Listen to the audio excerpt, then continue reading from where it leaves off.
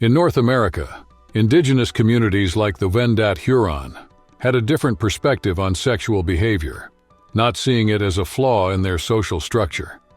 The recognition of these practices in Europe came through the reports of Jesuit priests who lived among the Wendat Huron and were some of the first Europeans to document the lives of this group. The Wendat Huron are a native people who still have descendants today, spread across 4 villages located in Quebec, Canada, and in the American states of Michigan, Kansas, and Oklahoma.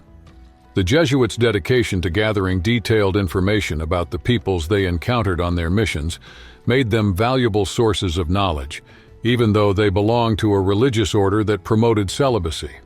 In the past, in the area that is now the province of Ontario in Canada, the Wendat Confederation was formed by the union of 4 smaller tribes. They were a matriarchal society where the clan, defined by maternal lineage, was the most significant social structure. This organization highlighted the central role of women, not only in social decisions but also in the economy, especially in agriculture.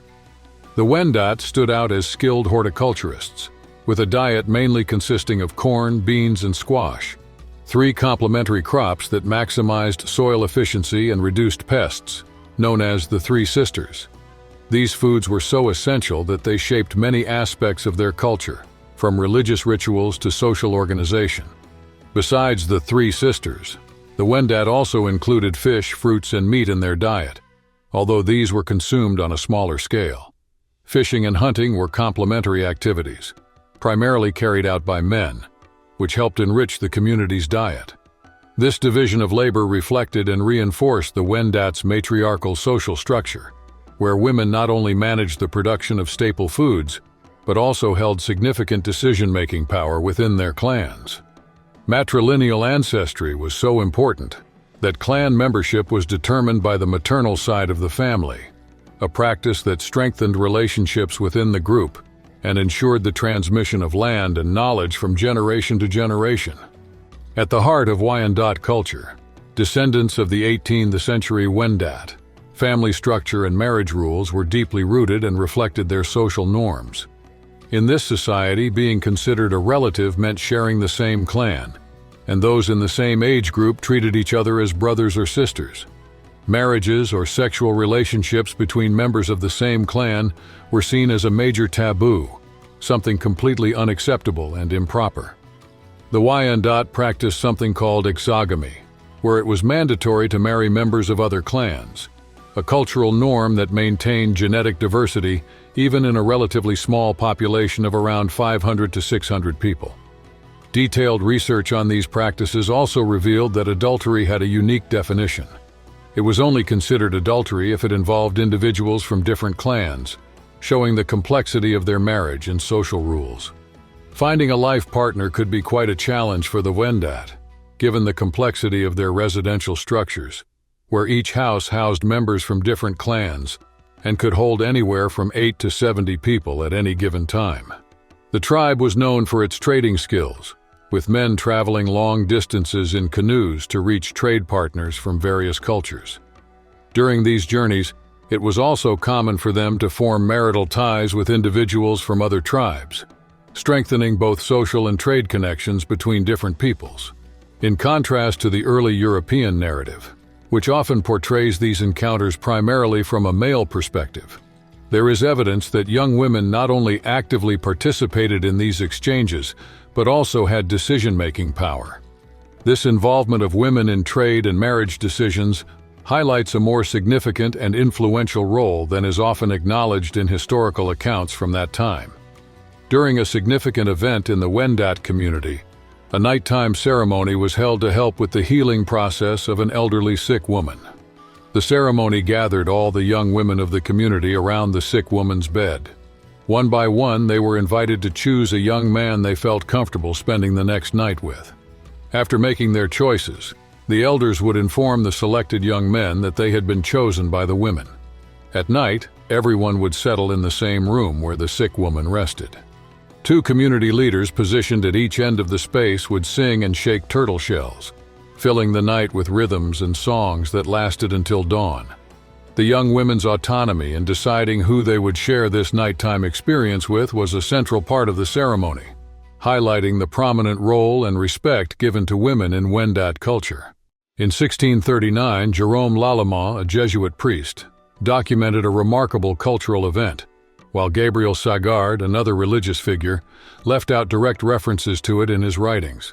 Sagard shared the story of Torhinchi, an elder who, in his final days, expressed the desire to participate in a traditional ceremony known as the White Dog Ceremony, which required a large amount of cornmeal to feed those in attendance.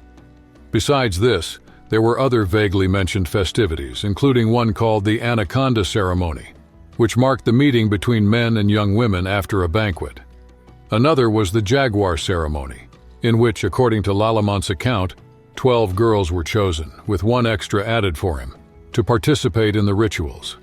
In the past, when a captain among the Wendat publicly expressed his wishes while ill, the community would quickly mobilize to fulfill them. The young people who volunteered to help were noted and held responsible for carrying out the sick person's most urgent requests. They were met with gratitude and praise for their efforts, and the sick person would express thanks upon regaining their health. However, in 1649, during the tumultuous time leading up to the Wendat's expulsion from their lands, the Jesuits intervened, banning this traditional practice in an attempt to control local customs. Many newly converted Christian communities chose to no longer participate in these ceremonies, marking a significant shift in the region's cultural traditions. The Wendat culture, before the arrival of European colonizers, had a rich tapestry of traditions and ceremonies that openly celebrated female sexuality, a perspective in stark contrast to many other societies of the time. In their ceremonies, evidence suggests that sexual expression was integrated into cultural practices rather than suppressed. This is reflected in the absence of words for innocence or guilt in the Wendat language, emphasizing an acceptance of sexuality as a natural part of life. This cultural context evolved in an environment without the strict moral impositions that characterized many European societies. However, with the start of the fur trade, the introduction of alcohol into trade exchanges, and the legal changes imposed by the Indian Act, there was a drastic shift.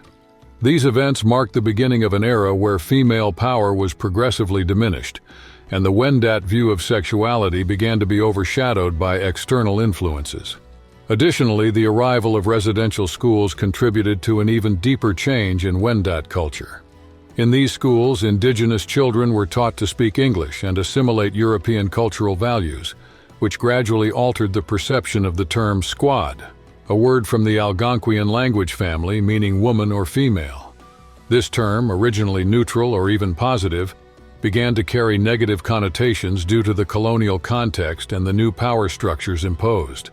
This video aims to uncover these cultural transformations and show how the Wendat, a people whose practices were rooted in the celebration of life and sexuality, faced profound changes in their social and cultural structure due to the impact of colonialism.